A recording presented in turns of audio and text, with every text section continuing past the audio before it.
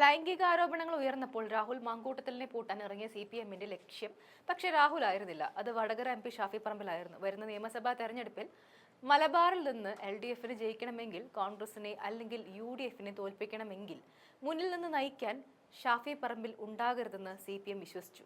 എന്നാൽ രാഹുലിനെ ഈ കേസിൽ തൊടാൻ സാധിക്കാത്ത CPMന് പിന്നെ ഷാഫി പറമ്പിൽ MPയുടെ നിഴലിന് സമീപം എത്താൻ പോലും സാധിച്ചില്ല. CPM പാലക്കാട് ജില്ലാ സെക്രട്ടറി അവസാനമായ ഒരു വട്ടം കൂടി ഷാഫിയെ പൂട്ടാൻ നോക്കി. എന്നാൽ നേതാവ് സ്വയം നാറി എന്ന് പറഞ്ഞാൽ മതിയല്ലോ. ഇതോടെ ഇനി ഷാഫിയെ വിവാദങ്ങളിൽ പെടുത്താൻ നോക്കേണ്ട എന്ന നിലപാടിലാണ് CPM എത്തി നിൽക്കുന്നത്. കോൺഗ്രസ് നേതാക്കളെ, പ്രത്യേകിച്ച് ഷാഫി പറമ്പിലിനെ പോലെ തലയെടുപ്പുള്ള നേതാക്കൾക്കെതിരെ വ്യക്തിപരമായ ആക്രമണങ്ങൾ പരമാവധി കുറയ്ക്കണം. പ്രത്യേകിച്ച് വനിതാ നേതാക്കൾക്കെതിരെ വാക്കുകൾ പ്രയോഗിക്കുമ്പോൾ അത് കൃത്യതയോടെയും വ്യക്തതയോടെയും ആയിരിക്കണം. ഇടതുമുന്നണിക്കെതിരെ തെരഞ്ഞെടുപ്പ് കാലത്ത് ആയുധമാക്കാൻ കഴിയുന്ന വിധം പ്രയോഗങ്ങൾ ആർക്കെതിരെയും ഉന്നയിക്കരുതെന്ന കർശന നിർദ്ദേശവും നൽകിക്കഴിഞ്ഞു.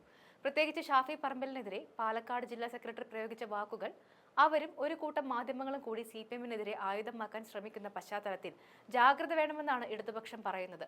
ഇക്കാര്യത്തിൽ കർശന നിർദ്ദേശം വരും ദിവസങ്ങളിൽ സംസ്ഥാന നേതൃത്വം കീഴ്ഘട്ടങ്ങൾക്ക് നൽകും. ഇപ്പോൾ എല്ലാം കൊണ്ട് സാഹചര്യങ്ങൾ അനുകൂലമായി വരികയാണ്. ഇനിയുള്ള 6-7 മാസം ഈ നിലയിൽ പോകേണ്ടതുണ്ട്. ഇതിനിടയിൽ സർക്കാർ പ്രഖ്യാപിച്ച പല പദ്ധതികളുടെ ഉദ്ഘാടനവും ഉണ്ടാകും. ഇവയായിരിക്കണം സോഷ്യൽ മീഡിയയിൽ പ്രധാനമായി പ്രചരിപ്പിക്കേണ്ടതെന്നും നേതൃത്വം നിർദ്ദേശം നൽകി കഴിഞ്ഞു.